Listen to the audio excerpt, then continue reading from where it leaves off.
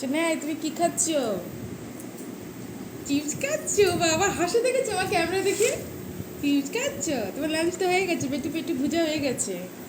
মাম্মা এখন স্কুল থেকে এসছে, মাম্মা খাবে না?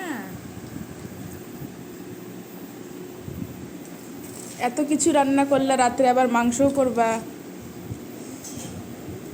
লেবুর গন্ধটা বেশ ভালো লাগে, তাই না? এই লেবুটার বেশ গন্ধরাজ লেবু।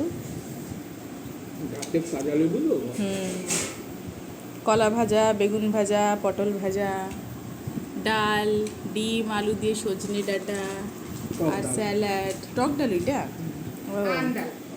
আম ডাল। এত কিছু করতে গেলে কেন? রাত্রে আবার মাংস হবে।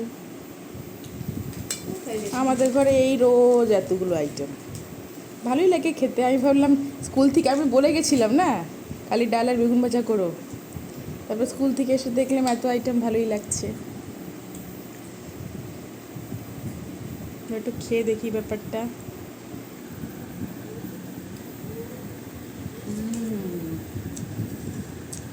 শোনাই বেশ মজাতে আছে মা। ওই দেখো, দেখছো তখন আমার টুকু টুকু করে। এই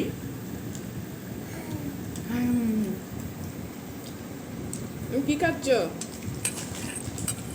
লাঞ্চের পরে আমি ভালো জিনিস খাচ্ছি না। নিয়ে নেবো স্যালাড, নিয়ে নেবো স্যালাড, নিয়ে নেবো।